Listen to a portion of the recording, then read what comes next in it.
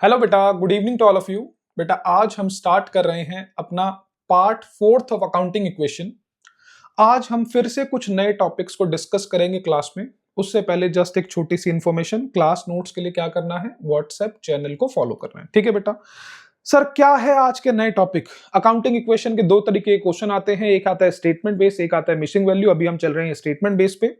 Important topics में से कौन कौन से टॉपिक बेटा हम कर चुके हैं ऑलरेडी? सर हम कर चुके हैं drawings, how to find out closing capital. आज हमने बेटा दो टॉपिक कवर करने हैं, एक है हमारे पास फुल सेटलमेंट और एक है हमारे पास आउटस्टैंडिंग एक्सपेंस। इन दोनों टॉपिक्स को आज हमने कवर करना है। ठीक है बेटा, चले। सर क्या मतलब है ये फुल सेटलमेंट का? क्या मतलब है ये फुल सेटलमेंट का? चलें बेटा जरा समझते हैं, या फिर हम इसे फाइनल सेटलमेंट भी बोल सकते हैं। सर इसका मतलब होता है मींस लास्ट पेमेंट।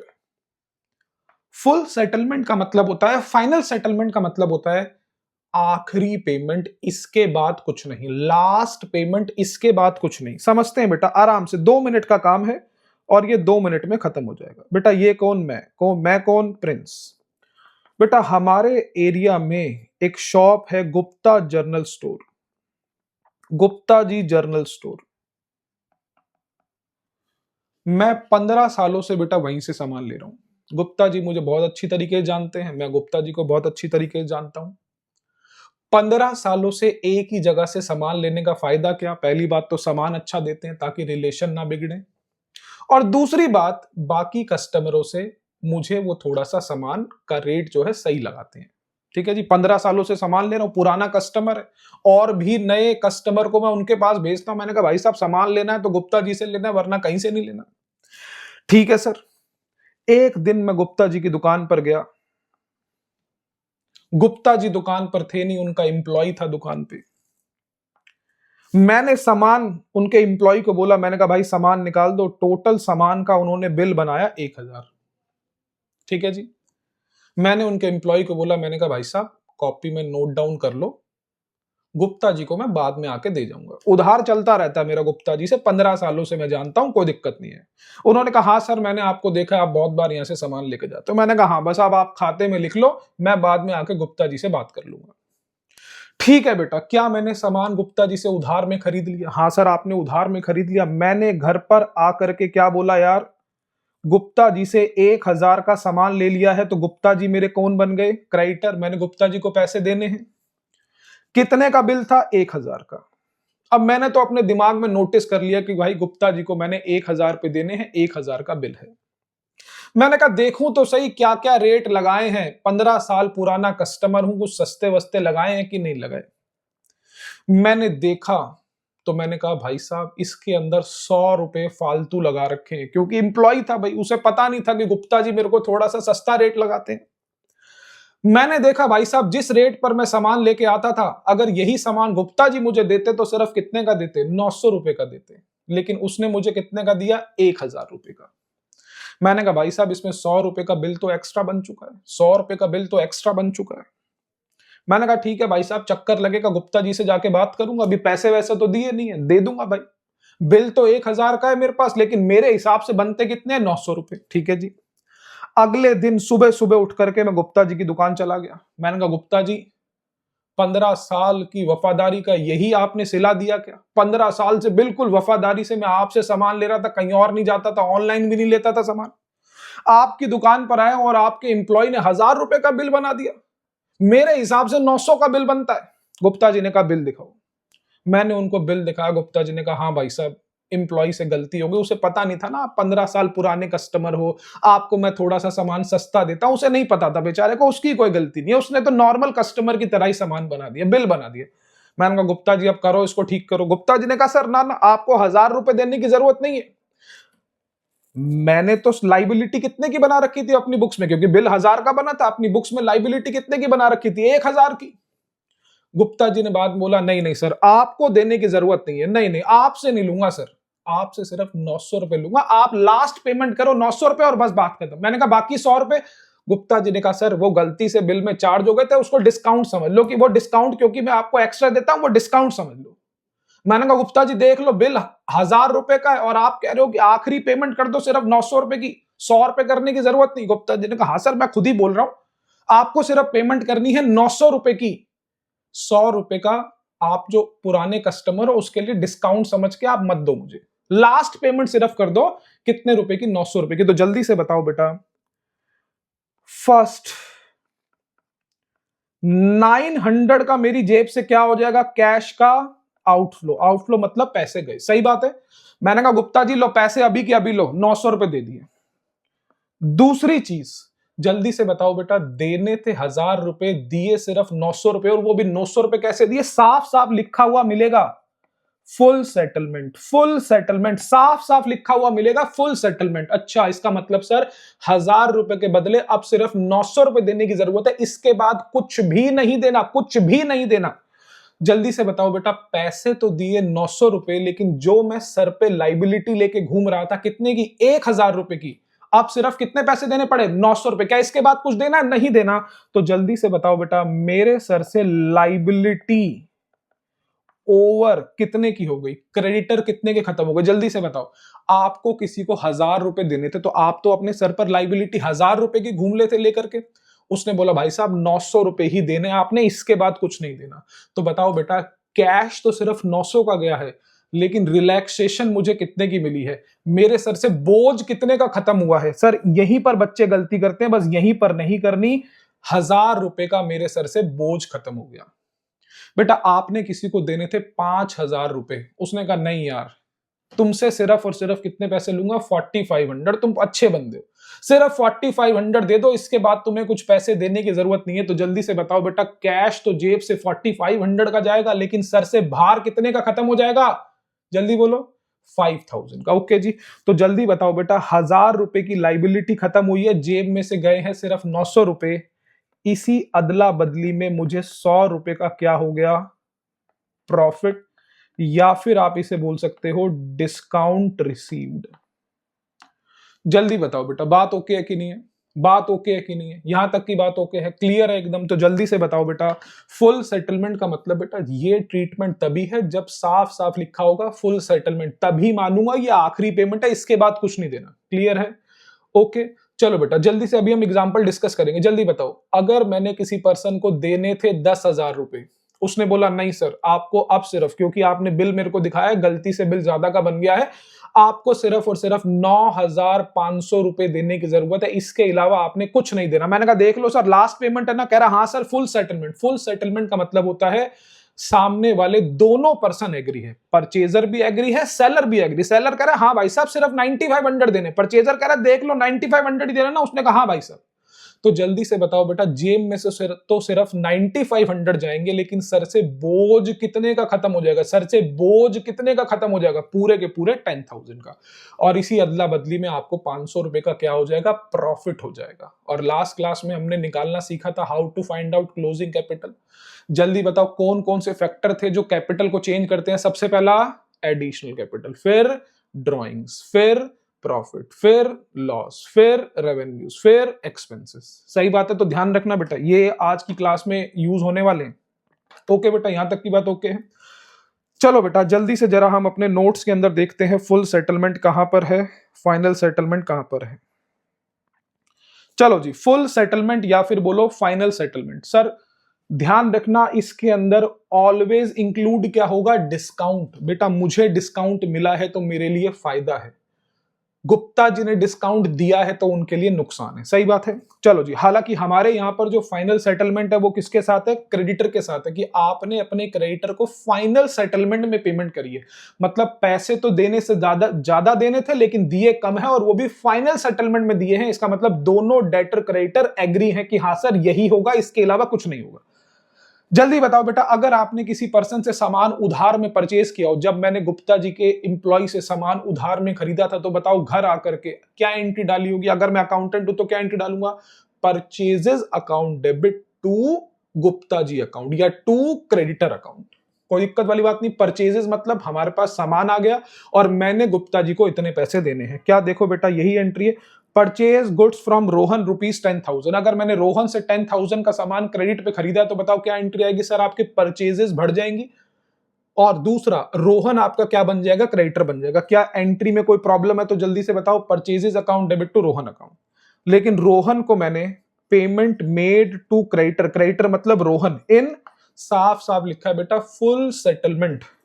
कितने की, सिर्फ 9500 की। क्या मतलब है इसका बेटा, फुल सेटलमेंट में अगर 9500 पे करें, इसका मतलब सर अब आपने सिर्फ रोहन को लास्ट पेमेंट करनी है 9500 की, इसके बाद उसे कुछ भी नहीं देना आपने। ओके बेटा, तो जल्दी से बताओ बेटा क्या क्या इंपैक्ट पड़ेगा अकाउंटिंग इक्वेशन के ऊपर। सर हमारी जेब से कैश चला जाएगा 9500। दूसरी चीज, हमारे सर से जो रोहन नाम के क्रेडिटर होंगे वो खत्म कितने के हो जाएंगे, पूरे 10,000 के। और 500 का हमें क्या हो जाएगा, प्रॉफिट हो जाएगा। सर इसकी अगर जर्नल बनाऊं तो क्या बनेगी, जेब में से कैश कितने का गया, 9500 का। हमारे क्रेडिटर कितने के खत्म हो गए, पूरे 10,000 के क्रेडिटर खत्म होते हैं तो डेबिट करते हैं। और इसी बीच में हमारा एक प्रॉफिट हो गया डिस्काउंट का। डिस्काउंट अगर प्रॉफिट है तो प्रॉफिट हमेशा क्या होता है, क्रेडिट होता है। चलो जी, कंक्लूजन क्या है, full amount of creditor will reduce कितना, 10,000। कैश बैलेंस विल रिड्यूस कितना, 9500। एक्चुअल पेमेंट कितनी करिए, 9500 की। और capital balance will increase bye 500 because discount receive is the profit. जल्दी से बताओ, जेब से कैश कितना गया, 9500, तो कैश में से माइनस कर दो। अकाउंटिंग इक्वेशन में क्या इंपैक्ट पड़ेगा, यही पड़ेगा। दूसरी चीज, आपके क्रेडिटर कितने के खत्म हो गए सर से, सर जितने के क्रेडिटर खत्म हो गए बताओ जल्दी से, कितने के खत्म हो गए, 10,000 के क्रेडिटर में से माइनस कर देंगे 10,000।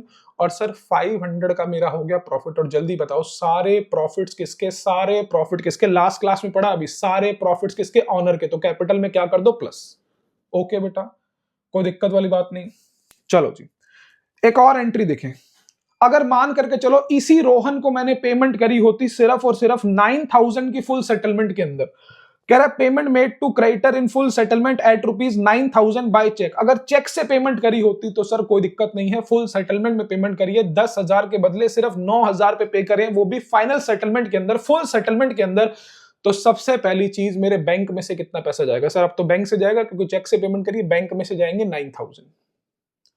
क्रेडिटर कितने के खत्म हो जाएंगे, लास्ट पेमेंट है इसके बाद कुछ नहीं देना बेटा, तो पूरी लाइबिलिटी 10,000 की सर से खत्म हो जाएगी।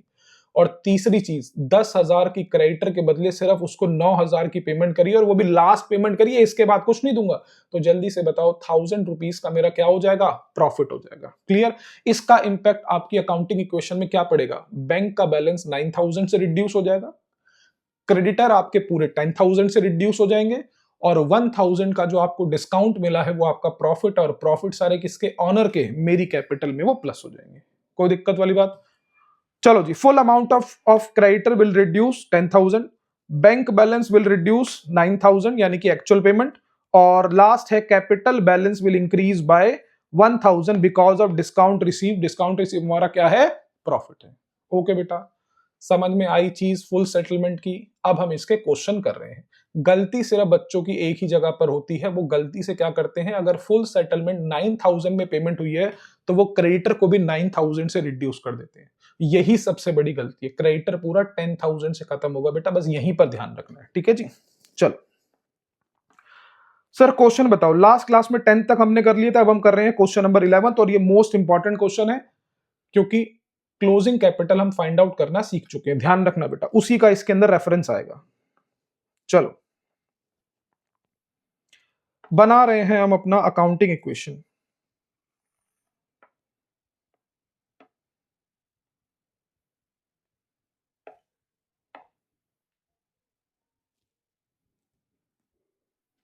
चलो जी बेटा, क्वेश्चन नंबर 11। चलो सर, किन किन के अकाउंट ओपन हो गए जल्दी से बताओ। Started business with cash, sir एक तो कैश का होगा और एक मशीनरी का होगा। ठीक है सर, कैश और मशीनरी का ओपन कर लो, cash plus machinery. Second, purchase goods for cash ₹25,000, credit 70,000। तो सर एक हमारा ओपन होगा स्टॉक का, और उधार में जो सामान खरीदा है वो ओपन होगा क्रेडिटर का। ठीक है जी। उसके बाद कह रहा है goods withdrawn for personal use. Sir ये तो आपकी ड्राइंग्स है, ड्राइंग्स के लिए कोई कॉलम ओपन नहीं होता। Payment made to full settlement, sir इसके लिए भी कोई कॉलम ओपन नहीं होता। पेड रेंट के लिए भी कोई नहीं होता, और इलेक्ट्रिसिटी बिल के लिए भी कोई नहीं होता। अभी हम ये सीखेंगे सारी की सारी चीजें। चलो जी,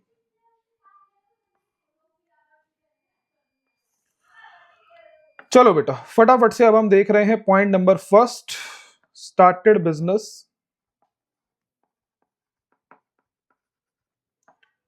विद कैश एंड मशीनरी। तो सर हमने कितने का कैश है, 1,70,000 और 10,000 की मशीनरी। 1,70,000 का कैश और 10,000 की मशीनरी, और हमारे पास कैपिटल आ जाएगी 1,80,000 की। ओके सर, यहां तक कोई भी इशू नहीं है। Second, purchase goods for cash 25,000 and on credit 70,000। Sir जरा ध्यान से देखें बेटा, आपने गुड्स परचेज करी है, आप मार्केट में गए, कुछ सामान आपने कैश में खरीदा है, कुछ सामान आपने क्रेडिट में खरीदा है। मान के चलें बेटा मेरे पास ये दो सामान है, मैंने एक सामान कैश में खरीदा, एक सामान क्रेडिट में खरीदा। 1,000 रुपीज वाला सामान कैश में खरीदा, 2,000 वाला सामान क्रेडिट में खरीदा। मुझे बताओ मेरे पास टोटल सामान कितने रुपए का आया? ये भी मेरे घर ही आया, ये भी मेरे घर ही आया, तो सामान तो दोनों के दोनों आए। चाहे आप उधार में सामान खरीदो, चाहे आप क्रेडिट में सामान खरीदो, चाहे आप कैश में सामान खरीदो, टोटल सामान आपके पास आएगा। यानी कि टोटल सामान कितना आया? 1,000 भी मेरे पास आया, 2,000 भी मेरे पास आया, यानी कि मेरे पास सामान कितने का आ गया? 3,000 का। जितना सामान कैश में खरीदा है वो कैश में से माइनस कर दो, जितना सामान क्रेडिट में खरीदा है उसको क्रेडिटर में प्लस कर दो। यानी कि सर क्या क्या इंपैक्ट पड़ेंगे? सबसे पहली चीज, आपके पास सामान टोटल कितने का आएगा? 3,000 का। सेकंड चीज, सर जो सामान कैश में खरीदा है उसकी वजह से कैश को माइनस कर दो। ठीक है जी, कैश में से माइनस हो जाएगा 1,000।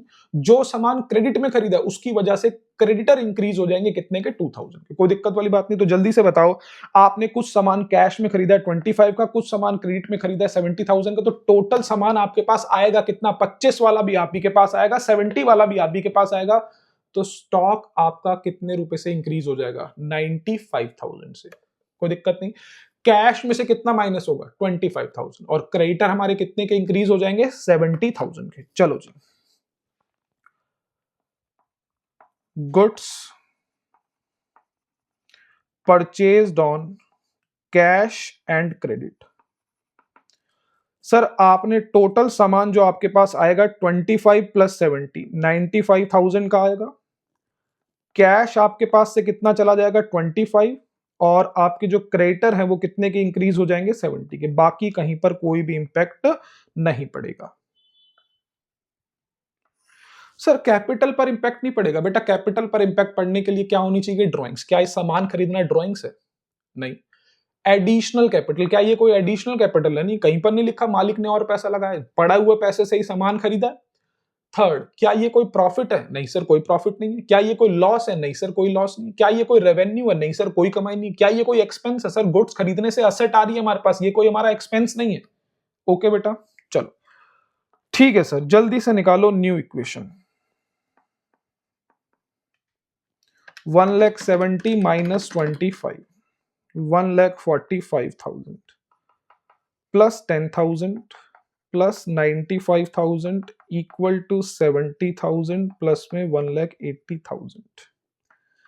Third, goods withdrawn for personal use costing. Costing मतलब मैंने उसे खरीदा कितने का था? जल्दी बताओ बेटा, मैंने अभी तक कितने का स्टॉक खरीदा है? सर 95,000 का। तो जितने रुपए पर आप स्टॉक खरीदते हो वो आपकी पता है कौन सी वैल्यू होती है? Cost value. यानी कि अकाउंटिंग इक्वेशन के अंदर जो स्टॉक का कॉलम है वो कौन सी वाली वैल्यू पर लिखा हुआ है? कॉस्ट वैल्यू पर। मतलब जितने रुपए का मैंने उसे खरीदा, जितने रुपए का मैंने उसे खरीदा। तो बताओ बेटा अभी तक मैंने कितने रुपए का स्टॉक खरीद लिया? 95,000 का। तो मेरे लिए वो क्या है? कॉस्ट वैल्यू है। ठीक है, चलो कह रहा है withdrawn goods for personal use. मालिक ने पर्सनल यूज के लिए सामान निकाल के घर ले गया। मैंने कहा था ड्राइंग्स हो सकती है, जिसकी कॉस्ट तो थी 15,000 की। मतलब मैंने जिसे खरीदा तो 15,000 का था, लेकिन वो बिक सकता था 20,000 का। हमने ड्राइंग्स के ऊपर बात कर रखी है। अगर मालिक कैश में से पैसा लेके जाए तो कैश में से माइनस, कैपिटल में से माइनस। बैंक में से पैसा निकाल के लेके जाए तो बैंक में से माइनस, कैपिटल में से माइनस। अगर गुड्स निकाल के घर ले जाए तो स्टॉक में से माइनस और कैपिटल में से माइनस। और ध्यान रखना स्टॉक वैल्यूड होगा कौन सी वाली वैल्यू पर? कॉस्ट वैल्यू पर। ठीक है जी, चलो जी,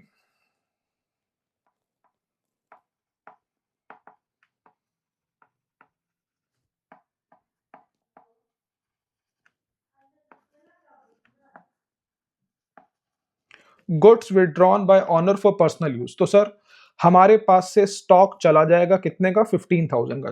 15,000 की कॉस्ट वाला सामान हमारी दुकान से चला जाएगा। और सर ध्यान रखना कैपिटल भी हमारी क्या हो जाएगी, माइनस हो जाएगी। बिल्कुल सही है सर, ठीक है सर, ओके। स्टॉक भी माइनस, कॉस्ट पर था माइनस हो जाएगा, हमेशा जितने पर भी मैं स्टॉक खरीद रहा हूं इज कॉल्ड कॉस्ट वैल्यू। और सर हमारा माइनस हो जाएगा कैपिटल, क्योंकि मालिक सामान निकाल के घर ले गया, मतलब अपना पैसा निकाल करके घर ले गया। जितने रुपए का सामान निकाल के ले गया, मतलब उतने रुपए का ही पैसा हम उसकी कैपिटल में से माइनस कर देंगे। 1,80,000 माइनस 15, 1,65,000। New equation. फोर्थ है हमारे पास payment made to creditor in full settlement. आ गया बेटा आपका important point, payment made to creditor in full settlement. जल्दी से बताओ हमारे क्रेडिटर है कितने के? सर हमारे क्रेडिटर है 70 के। देखो बेटा हमारे क्रेडिटर कितने के हैं? 70 के।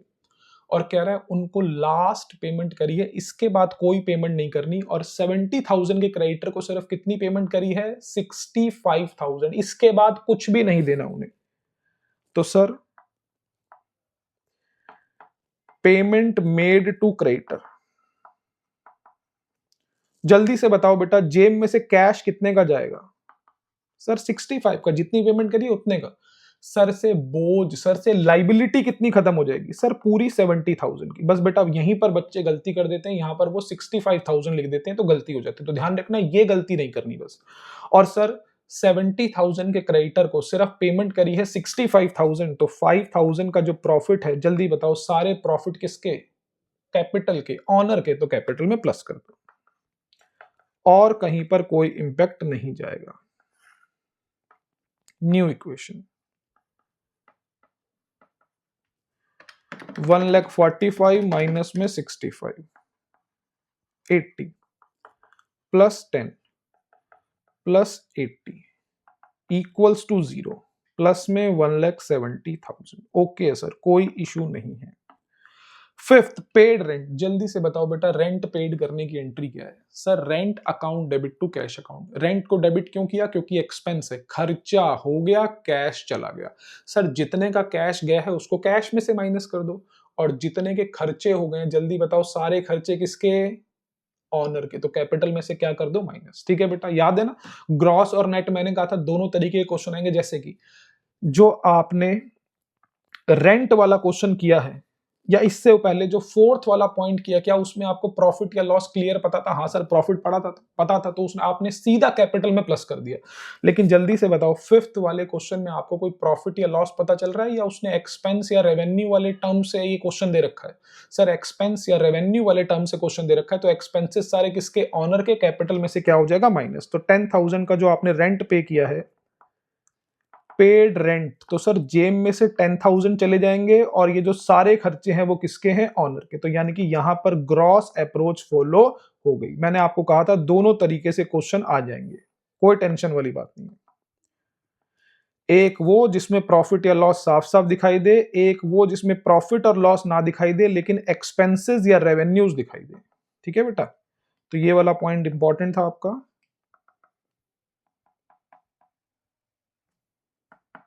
Sixth, paid electricity bill. जल्दी से बताओ क्या ये भी खर्चा है कि नहीं? Electricity bill account debit to cash, तो कैश में से माइनस कर दो, कैपिटल में से माइनस कर दो। कितना? 5,000।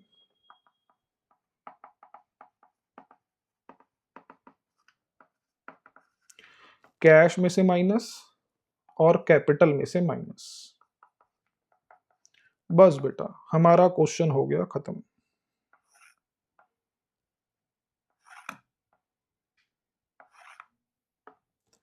New equation.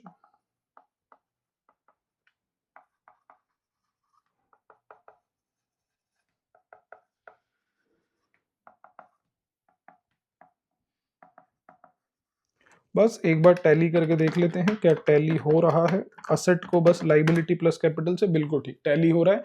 बैलेंस शीट इसके अंदर आप अपनी खुद बना सकते हैं, ओपनिंग एंट्री भी खुद पोस्ट कर सकते हैं, इसमें कोई दिक्कत वाली बात नहीं है। तो क्वेश्चन नंबर 11th में कोई इशू है तो मुझे बताएं। मेरे हिसाब से कोई इशू नहीं आना चाहिए, सिर्फ आपको ध्यान रखना है एक्सपेंस वाली एंट्री और ड्रॉइंग्स वाली एंट्री और एक फुल सेटलमेंट, ये हमने नई चीज सीखी आज। चलो जी, क्वेश्चन नंबर 11th हमारा हो गया है। क्वेश्चन नंबर अब हम देख रहे हैं 12th। हाँ जी, हम 12th भी कर सकते हैं और 13th भी कर सकते हैं हम। हाँ जी, 14th के लिए बस हमें सीखना पड़ेगा नई चीज, ठीक है ना। तो हम 12th भी कर सकते हैं, 13 भी सीख सकते हैं, 14th के लिए हमें नई चीज सीखनी पड़ेगी। तो फटाफट से आ जाएं क्वेश्चन नंबर 12 पे। Question number 12, question number 12। चलो, तो जल्दी बताएं किन किन चीजों के अकाउंट ओपन होंगे सर। एक तो होगा कैश का और एक होगा फर्नीचर का। Cash plus furniture. उसके बाद गुड्स परचेज करी है क्रेडिट पे, तो आपके पास आ जाएगा स्टॉक और आपके पास बन जाएंगे क्रेडिटर्स। उसके बाद फुल सेटलमेंट के अंदर कोई कॉलम ओपन नहीं होता, रेंट रिसीव में कोई कॉलम ओपन नहीं होता और गुड्स सोल्ड के अंदर कोई कॉलम ओपन नहीं होता। चलो जी, अभी आपको पता चल जाएगा बेटा कि कैसे कैसे कोई कॉलम ओपन होगा या नहीं होगा। चलो लो बेटा, point number first, started business with cash and furniture. तो जल्दी बताओ, कैश के अंदर कितना 1,80,000, फर्नीचर में है 20। कैश में 1,80,000, फर्नीचर में 20। बाकी कहीं पर कोई इंपैक्ट नहीं पड़ेगा और कैपिटल हमारी इंक्रीज हो जाएगी 2 लाख से। Second, purchase goods on credit, तो इसमें कोई दिक्कत वाली बात नहीं है सर। परचेज गुड्स करी है ऑन क्रेडिट, कितने की करी है सर? 20,000 की। हाँ जी, 20,000 की। तो सर एक तो आपका स्टॉक इंक्रीज हो जाएगा 20,000 से और एक आपके क्रेडिटर्स इंक्रीज हो जाएंगे 20,000 से। बाकी कहीं पर कोई भी इंपैक्ट नहीं पड़ेगा। बच्चों को सबसे ज्यादा इंपैक्ट के अंदर प्रॉब्लम आती है किसमें? कैपिटल में। और ध्यान रखना, कैपिटल की सारी बातें मैंने आपको लिखवा रखी हैं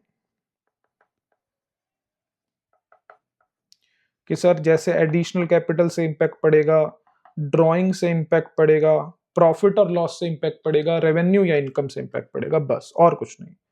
चलो सर ये हो गया। थर्ड, थर्ड है आपके पास पेड सैलरी। जल्दी बताओ बेटा कहां कहां पर इंपैक्ट आएगा, क्या जना एंट्री आएगी सर? एंट्री आएगी salary account debit to cash account. Cash को कैश में से माइनस कर देंगे और सैलरी हमारा क्या है? एक्सपेंस है। और सारे खर्चे किसके? ऑनर के। क्या कर दो? कैपिटल में से माइनस। बिल्कुल सही बेटा। पेड सैलरी, पेड सैलरी कितना? 20,000। तो माइनस कर दो 20,000 और माइनस कर दो 20,000। ओके सर, ये तो बिल्कुल आसान है और कहीं पर कोई इंपैक्ट नहीं आएगा। New equation, 160 plus 20 plus 20 equals to 20 plus में 1,80,000। चलो जी, point number fourth. Point number fourth कह रहा है payment made to creditor in full settlement. बताओ बेटा आपके क्रेडिटर है कितने के? आपके क्रेडिटर है सिर्फ और सिर्फ 20,000 के और इनको पेमेंट करिए, साफ साफ लिखा है फुल सेटलमेंट में। और कितने की? सिर्फ 19,500। तो 20,000 रुपए के बदले सिर्फ 19,500 रुपए दिए हैं। तो जल्दी बताओ बेटा, पेमेंट मेड टू क्रेडिटर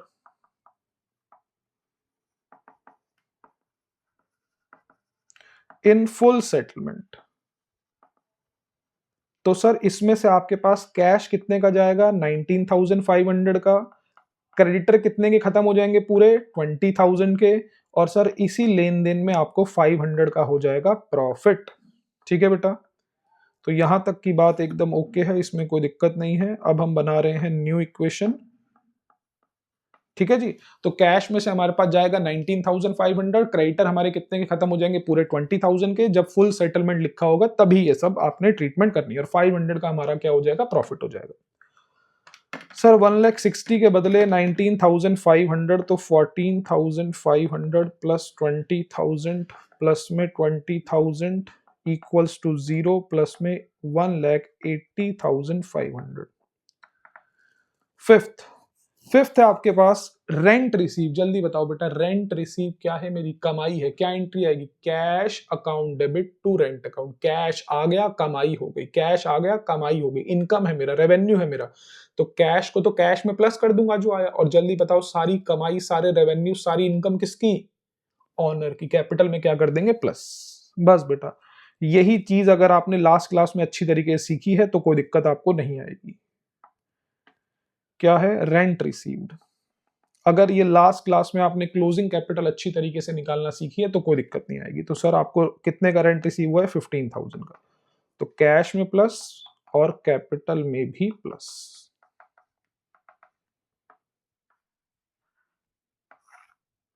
चलो जी, न्यू इक्वेशन। 14,500 प्लस में 15,000, 1,550 प्लस 20,000 प्लस 20,000 इक्वल्स टू 0, क्योंकि यहां पर तो कुछ अब बचा ही नहीं है, 0 और प्लस में 1,80,500 प्लस में 15,000, तो 19,550। ठीक है जी। सिक्स्थ है हमारे पास सोल्ड गुड्स कॉस्टिंग 10,000 फॉर 18,000। ये भी एक इंपॉर्टेंट एडजस्टमेंट है बेटा, ये आपके पेपर के अंदर आपको दिखाई देगी, ध्यान रखना।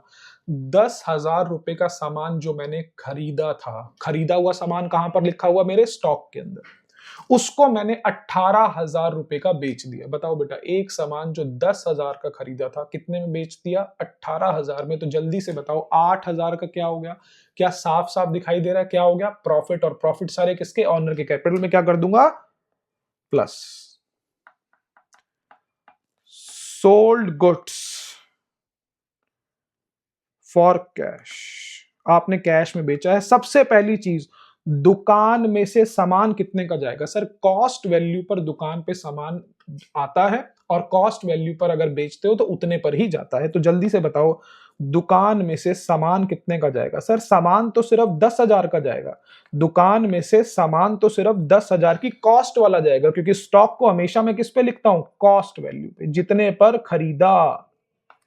दुकान में से सामान कितने का जाएगा? 10,000 का, लेकिन जाएगा कितने में? 18 में। तो जल्दी बताओ जेब में पैसा कितना आएगा? 18,000।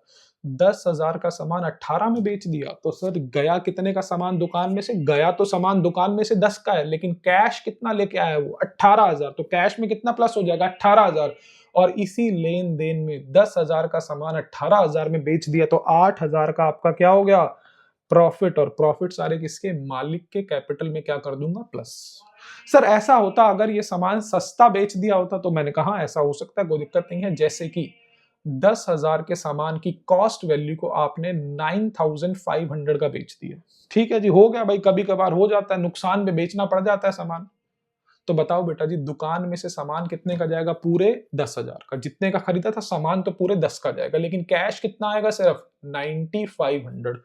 और 10 के सामान को क्योंकि आपने 9,500 का सोल्ड आउट किया है, तो 500 का जो आपका लॉस है वो कैपिटल में से क्या हो जाएगा? माइनस हो जाएगा। अभी ये एंट्री भी आगे आएगी, ठीक है ना। चलो फिलहाल यहां तक करके हम इसे खत्म करते हैं। New equation.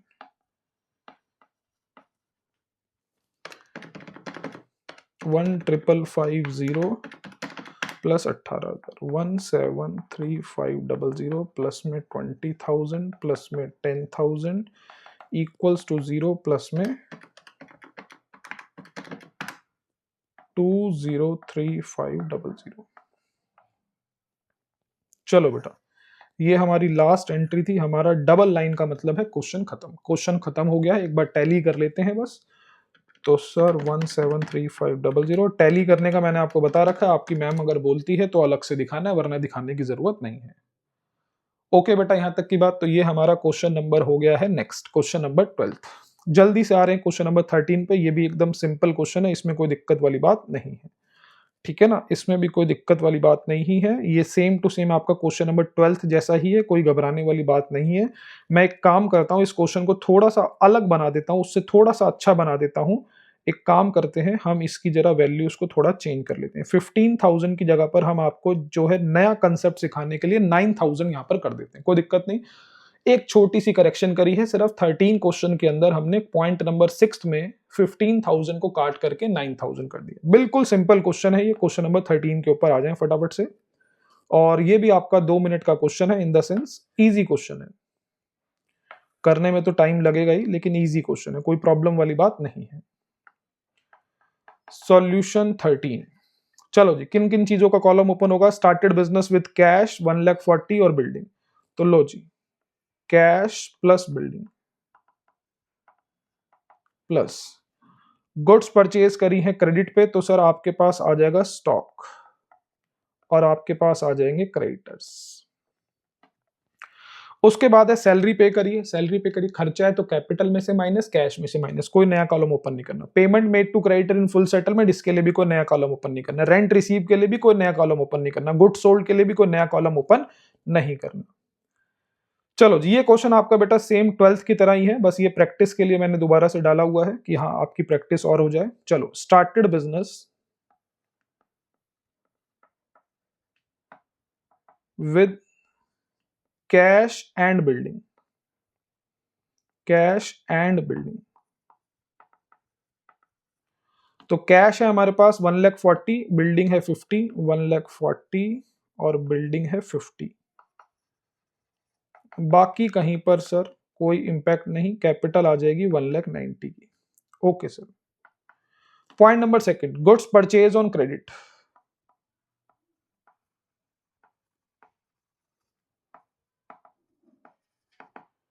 चलो जी, गुड्स परचेज करी है क्रेडिट पर कितने की? 20,000 की। तो सर 20,000 का स्टॉक आपके पास आ जाएगा और 20,000 के क्रेडिटर्स आपके पास आ जाएंगे। सिंपल क्वेश्चन है एकदम, क्योंकि ये सेम टू सेम 12th की तरह ही है, बस एक छोटी सी इंफॉर्मेशन मैंने चेंज कर दी है और कुछ नहीं। New equation 140 plus 50 plus 20 equals to 20 plus में 1,90,000। Third, paid salary. जल्दी बताओ बेटा, पेड सैलरी कहां कहां पर इंपैक्ट आएगा? सर सैलरी हमारा खर्चा है और कैश चला गया, कैश को कैश में से माइनस कर दो और सैलरी जो हमारा खर्चा है कहां से माइनस हो जाएगा? कहां से माइनस हो जाएगा? जल्दी बोलो। कैपिटल में से। तो पेड सैलरी कितने की है? 10,000 की। तो माइनस में कर देंगे 10,000, माइनस में कर देंगे 10,000।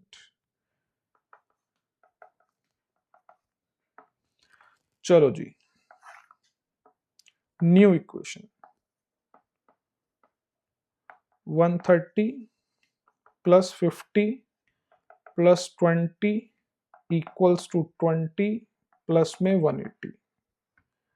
ठीक है जी। Point number 4, payment made to creditor in full settlement. बेटा आखिरी पेमेंट करी है क्रेडिटर को कितने की? 19,500 रुपए की। क्रेडिटर थे कितने के? 20,000 के। पेमेंट सिर्फ कितनी करी? 19,500 की।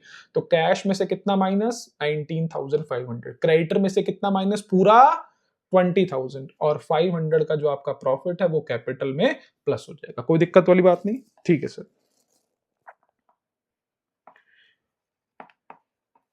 पेमेंट मेड टू क्रेडिटर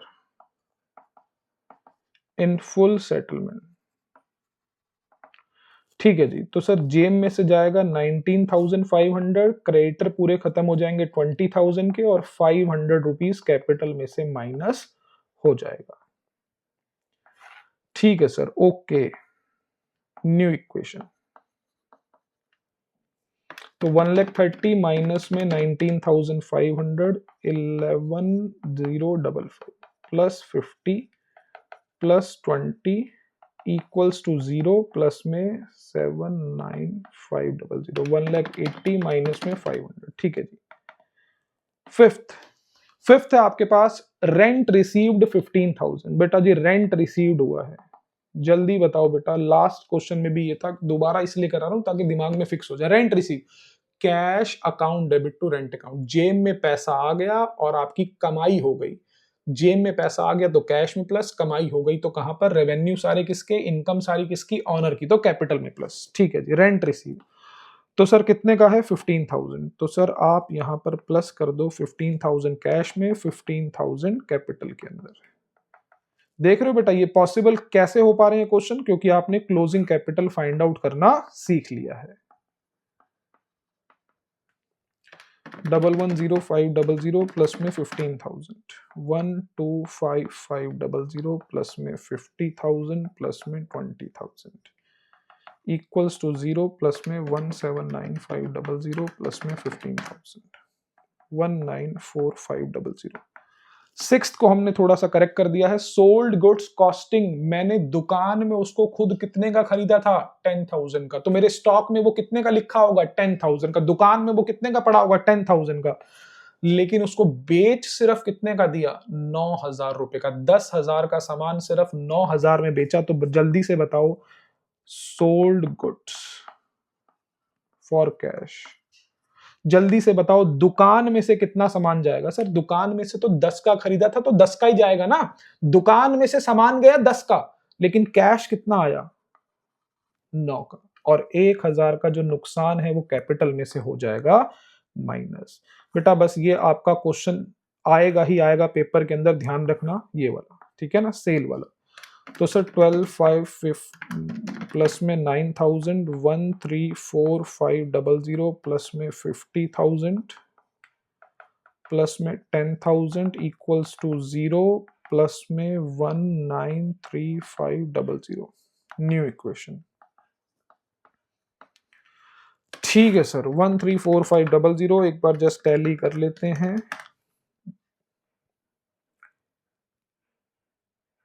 बेटा मैंने शायद कोई अमाउंट गलत लिख दिया क्या, 125500 और प्लस में है 9,000, बिल्कुल ठीक है। मैंने शायद बेटा कोई अमाउंट यहाँ पर कोई शायद गलत लिख दिया है। मेरे को एक बार बस थोड़ा सा टाइम दे, मैं एक बार वेरीफाई करता हूँ क्या मैंने कहीं पर कोई अमाउंट गलत लिख दिया क्या। ये भी ठीक है। रेंट रिसीव हुआ है 15,000 का, ये भी ठीक है। कैश आया है 9,000 का, ये भी ठीक है। 1,000 का लॉस हुआ है 194500 माइनस में 1,000, ये भी बिल्कुल ठीक है। एक अमाउंट बेटा मेरे को लग रहा है मैंने शायद कहीं पे गलत कुछ लिख दिया है, मेरे को जरा एक बार इसको टैली करना है। बेटा मैंने शायद हाँ एक अमाउंट बेटा गलत लिख दिया। पॉइंट नंबर 4 के अंदर देखो, गलती से मैंने 500 ना लेस कर रखे हैं। ये देखो ये वाला पॉइंट, गलती से मैंने 500 लेस कर दिए। इसको क्या करना है, बस ऐड करना है बेटा। गलती से मेरे से यहाँ से 500 रुपीज लेस हो गए, इसको ऐड करना था। क्योंकि 19,500 की पेमेंट करी है 20,000 के बदले। देने थे 20,000, दिए हैं सिर्फ 19,500, तो 500 का प्रॉफिट हो गया। गलती से बेटा मैंने माइनस कर दिया, ठीक है ना। चलो अब जरा इसको हम ठीक कर लेते हैं। प्लस 500, तो ये गलत है, ये गलत है और ये गलत है। तो ये होगा 180500 प्लस में 15,000, 195500 माइनस में 1,000। हाँ बेटा एकदम टैली है, ओके है, कोई दिक्कत वाली बात नहीं है। ओके, यहाँ तक की बात ठीक है बेटा। चलो बेटा क्वेश्चन नंबर हमारा 13th भी खत्म हो गया है। अब हम चलेंगे 14th पर, लेकिन उससे पहले हम सीखेंगे अपना एक कंसेप्ट। चलो जी, कंसेप्ट का नाम क्या है फटाफट से बेटा आप सीख रहे हैं। कंसेप्ट नंबर ये शायद हमारा 4th होगा, ठीक है ना। कंसेप्ट नंबर हमारा ये शायद 4th होगा, क्योंकि फर्स्ट हमने कर लिया, सेकंड थर्ड फोर्थ, हाँ जी 4th है ये हमारा कंसेप्ट नंबर। और चलो बेटा कंसेप्ट नंबर 4th हम सीख रहे हैं, उसका नाम है आउटस्टैंडिंग एक्सपेंसेस। मतलब expenses due but not paid yet. Sir expenses due तो हो गए हैं, पैसे देने की डेट तो आ गई है, लेकिन अभी तक दिए नहीं है। It's called outstanding expenses. याद है बेटा हमने पढ़ रखा है आउटस्टैंडिंग एक्सपेंसेस का मतलब क्या है। सर क्या होता है आउटस्टैंडिंग एक्सपेंसेस का मतलब?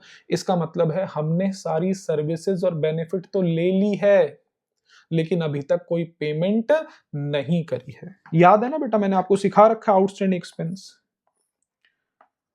Received all the services and benefits।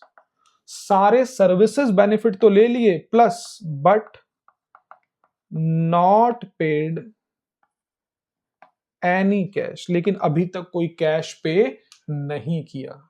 Services benefit तो ले ली है, लेकिन अभी तक कोई कैश पे नहीं किया। गुप्ता जी की दुकान पर मैं गया, गुप्ता जी की दुकान से एक आइसक्रीम परचेज करी मैंने 50 रुपीज की। गुप्ता जी के सामने खड़े खड़े मैंने वो आइसक्रीम खा ली। गुप्ता जी ने बोला पैसे, मैंने कहा गुप्ता जी पैसे 2 दिन बाद दे जाऊंगा।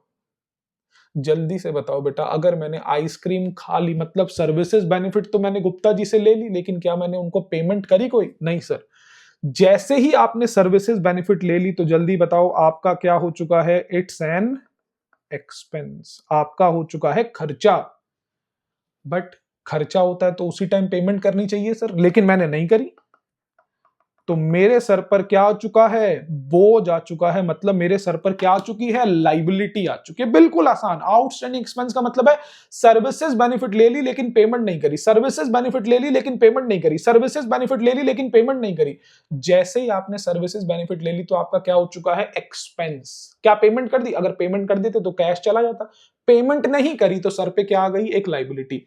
तो सर आउटस्टैंडिंग एक्सपेंस को मैं डिफाइन करता हूं, खर्चा है, पेमेंट नहीं करी, खर्चा है, लाइबिलिटी है, खर्चा है, लाइबिलिटी है। अगर ये एक्सपेंस है तो एक्सपेंस बढ़ते हैं तो क्या कर दो, डेबिट। अगर ये लाइबिलिटी है तो लाइबिलिटी बढ़ती है तो क्या कर दो, क्रेडिट। अगर मैं इसकी एक रॉ एंट्री बनाऊं तो पता है रॉ एंट्री क्या बनेगी, सर खर्चा तो है, तो मैंने कहा खर्चे बढ़ेंगे तो डेबिट करेंगे, साथ ही साथ सर ये लाइबिलिटी भी है, तो लाइबिलिटी के लिए मैं इसके लिए कौन सा कॉलम ओपन करूंगा, आउटस्टैंडिंग एक्सपेंस का। खर्चा तो है, लाइबिलिटी भी है, खर्चा तो है, लाइबिलिटी भी है। जरा इसको समझते हैं। आउटस्टैंडिंग एक्सपेंसेस या फिर एक्सपेंसेस ड्यू, सर डेट तो आ गई थी, ड्यू डेट तो आ गई थी, पेमेंट करने की डेट तो आ गई थी, लेकिन पैसे अभी तक दिए नहीं है। क्या मतलब है सर इसका, received all the services and benefits plus not paid any cash. Sir services benefit तो ले लिए लेकिन अभी तक कोई पेमेंट नहीं करी। तो सर जैसे ही आपने सर्विसेज बेनिफिट ले लिए तो ये आपका क्या बन चुका है, एक्सपेंस। और साथ ही साथ आपकी ये क्या बन चुका है, लाइबिलिटी, क्योंकि आपने अभी तक पैसे पे नहीं करे। इसका मतलब सर ये एक्सपेंस तो है, साथ ही साथ क्या है, लाइबिलिटी भी है। एक्सपेंस तो है, साथ ही साथ क्या है, लाइबिलिटी भी है। तो जल्दी बताओ, अगर ये एक्सपेंस तो है और साथ ही साथ लाइबिलिटी भी है तो इसका इंपैक्ट क्या पड़ेगा अकाउंटिंग क्वेश्चन में। सर खर्चा तो है, खर्चा है तो जल्दी बताओ सारे खर्चे किसके, ऑनर के। कैपिटल में से क्या कर दो, माइनस। सर साथ ही साथ ये क्या है, सर लाइबिलिटी भी है, लाइबिलिटी भी है। तो बेटा लाइबिलिटी के अंदर अब आपको एक नया कॉलम ओपन करना पड़ेगा। क्या क्रेडिटर करना पड़ेगा, नहीं बेटा, क्रेडिटर तो ओपन होता है सामान खरीदने के लिए, ये कोई सामान थोड़ा ना खरीदा, सर्विसेज ली है। जल्दी से बताओ, एक नया कॉलम ओपन करना पड़ेगा, is called outstanding expenses. Outstanding expenses, खर्चा तो है, लाइबिलिटी भी है, खर्चा तो है, लाइबिलिटी भी है। खर्चा है तो कैपिटल में से माइनस, लाइबिलिटी है तो लाइबिलिटी साइड में हम एक नया कॉलम ओपन कर देंगे आउटस्टैंडिंग एक्सपेंस का। ठीक है जी। इंक्रीज इन एक्सपेंसेस, सर खर्चे बढ़ गए और साथ ही साथ लाइबिलिटी भी बढ़ गई, क्योंकि सर सर्विसेज बेनिफिट ले ली, खर्चे बढ़ गए, साथ ही साथ लाइबिलिटी भी बढ़ गई। अगर खर्चे बढ़ गए हैं तो सारे खर्चे किसके, ऑनर के। कैपिटल में से क्या कर दो, माइनस। दूसरी चीज सर, अगर लाइबिलिटी बढ़ गई है तो लाइबिलिटी साइड में आपको एक नया कॉलम ओपन करना पड़ेगा, is called outstanding expenses. Open a new column in the liability side called outstanding expenses. कोई दिक्कत नहीं है, यहां तक की बात ओके। खर्चा है, लाइबिलिटी है, खर्चा है, लाइबिलिटी है, खर्चा है, लाइबिलिटी। इस तरीके से बेटा टिप्स पे आपको करना पड़ेगा। आउटस्टैंडिंग एक्सपेंसेस, खर्चा है, लाइबिलिटी है। खर्चा है तो कैपिटल में से माइनस कर दो, लाइबिलिटी है तो लाइबिलिटी साइड में एक नया कॉलम ओपन करो, इज कॉल्ड आउटस्टैंडिंग एक्सपेंसेस का। सर इसकी रॉ जनरल एंट्री क्या बनेगी, खर्चा तो है बेटा, ये रॉ है, ये कंप्लीट एंट्री नहीं है, रॉ एंट्री। तो एंट्री क्या बनेगी, expenses account debit to outstanding expenses. Sir entry बताओ फटाफट से। First rent outstanding. Sir rent outstanding है, इसका मतलब मैंने जहां पर रह रहा था उस जगह का इस्तेमाल तो कर लिया लेकिन अभी तक दुकानदार को या मकान मालिक को अभी तक किराया नहीं दिया। तो सर सर्विसेज बेनिफिट ले ली तो खर्चा तो हो चुका, रेंट अकाउंट तो डेबिट होगा, लेकिन पेमेंट नहीं करी सर, तो आपके सर पर एक लाइबिलिटी आ जाएगी, किस नाम की, आउटस्टैंडिंग रेंट के नाम की। तो एंट्री बनेगी rent account debit to outstanding rent. बिल्कुल ठीक है सर। अगर ये खर्चा है तो क्या होगा, कैपिटल में से माइनस। लाइबिलिटी है तो क्या होगा, लाइबिलिटी साइड में एक नया कॉलम ओपन होगा, इज कॉल्ड आउटस्टैंडिंग रेंट। या आप आउटस्टैंडिंग एक्सपेंस के नाम से भी कॉलम ओपन कर सकते हो, या तो आप इंडिविजुअल लाइबिलिटी बुक करो, आप कॉलम ओपन कर सकते हो आउटस्टैंडिंग रेंट का, ओके है। तो सिर्फ यहां पर आउटस्टैंडिंग रेंट ही दिखाया जाएगा। लेकिन अगर आपको लग रहा है नहीं सर बहुत सारी चीजें आउटस्टैंडिंग है, तो इसकी जगह पर आप एक कॉलम ओपन कर सकते हो आउटस्टैंडिंग एक्सपेंस का। तो इसके अंदर जितने भी एक्सपेंस आउटस्टैंडिंग है वो सारे डाल सकते हो। इंडिविजुअली ओपन करोगे तो सिर्फ उसमें इंडिविजुअली कॉलम जाएगा, पॉइंट जाएगा, और अगर ग्रॉस ओपन करोगे, टोटल ओपन करोगे, आउटस्टैंडिंग एक्सपेंस ओपन करोगे तो यहां पर जितने भी एक्सपेंस आउटस्टैंडिंग है सब चले जाएंगे। जैसे मान के चलो सैलरी आउटस्टैंडिंग है, रेंट आउटस्टैंडिंग है, वेजेस आउटस्टैंडिंग है, इलेक्ट्रिसिटी बिल आउटस्टैंडिंग है। आपने कहा सबका अलग अलग अकाउंट ओपन करूंगा, तो आउटस्टैंडिंग रेंट का अलग खोल लो लाइबिलिटी साइड में, आउटस्टैंडिंग सैलरी का अलग खोल लो, आउटस्टैंडिंग वेजेस का अलग खोल लो, और आउटस्टैंडिंग इलेक्ट्रिसिटी बिल का अलग अलग खोल लो। 4 अकाउंट खोलने पड़ेंगे। या फिर समझदारी दिखाओ, सर है तो सारे के सारे लाइबिलिटी ना, है तो सारे के सारे आउटस्टैंडिंग ना, तो आप एक ही अकाउंट कॉलम ओपन कर सकते हो। अगर ज्यादा है तो, अगर एक ही है तो एक कॉलम पर आप सिंपल ओपन कर सकते हो, एक ही ओपन करो। लेकिन अगर एक से ज्यादा है तो आप क्या कॉलम ओपन कर लो, आउटस्टैंडिंग एक्सपेंस। आउटस्टैंडिंग एक्सपेंस में ये चारों के चारों एक साथ ही आ जाएंगे लाइबिलिटी साइड के अंदर। ठीक है जी, आपकी प्रेफरेंस है, जैसे आपको ठीक लगे। चलो, it's an expense, hence reduce the capital by rupees 10,000. It's a liability, hence increase the liability by rupees 10,000. Sir एक और example, wages due but not paid yet.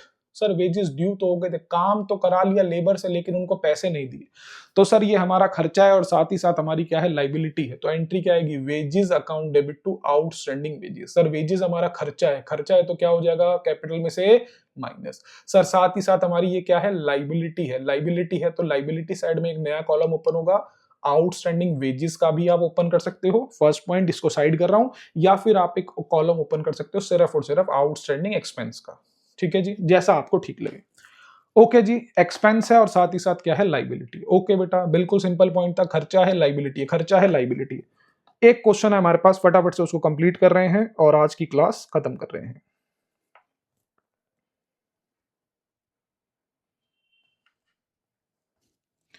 इतने स्पेस में आ जाएगा, कोई दिक्कत वाली बात नहीं है।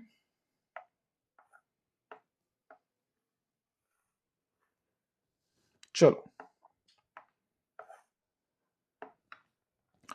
चलो जी, जल्दी जल्दी बता दें फटाफट से। क्वेश्चन नंबर 14, ये लास्ट क्वेश्चन है बस आज की क्लास का।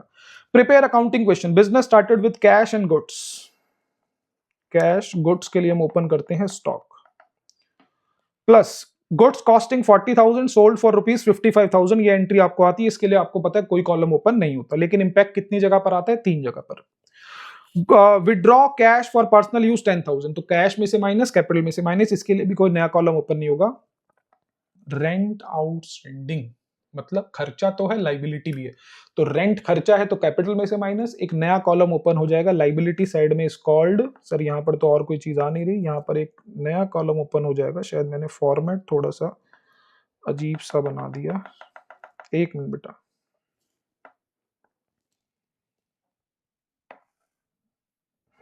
यहां पर करना था, मैंने उसको वहां पर कर दिया।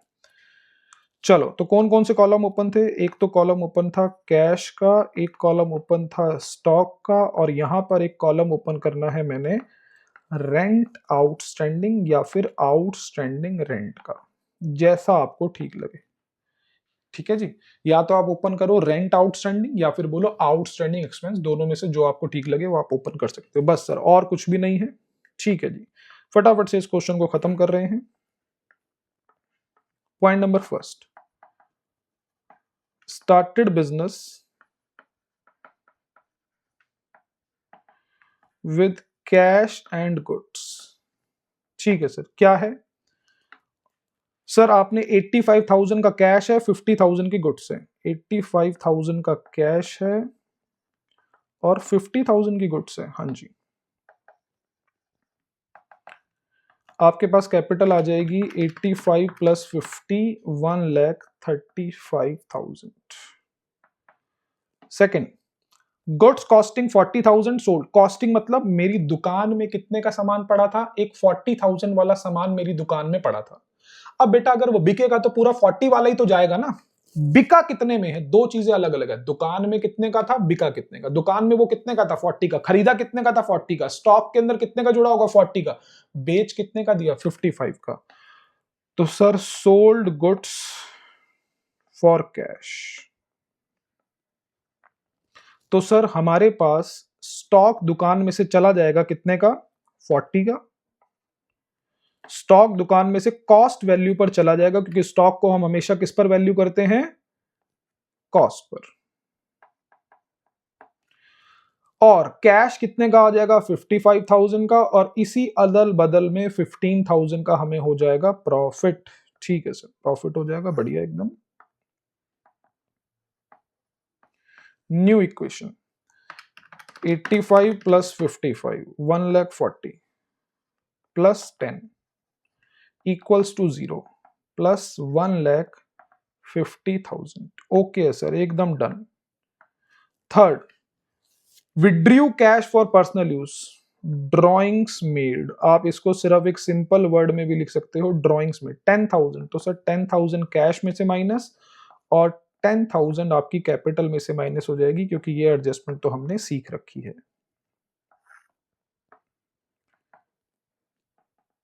New equation 1,30,000 plus 10 equals to 0 plus 1,40,000 आ गई है हमारे पास मोस्ट इंपॉर्टेंट एडजस्टमेंट। ध्यान रखना बेटा, पेपर के अंदर 4 एडजस्टमेंट आती ही आती हैं।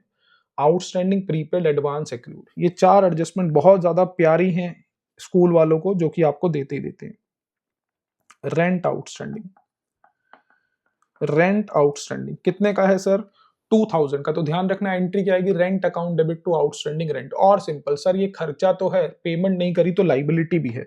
अगर खर्चा है तो कैपिटल में से माइनस कर दो, लाइबिलिटी है तो लाइबिलिटी साइड में एक नया कॉलम ओपन करो, रेंट आउटस्टैंडिंग का या फिर आउटस्टैंडिंग एक्सपेंस का, जो भी आपको ठीक लगे। चलो सर, और तो कहीं पर कोई इंपैक्ट पड़ेगा नहीं, बस हमारा क्वेश्चन हो गया खत्म।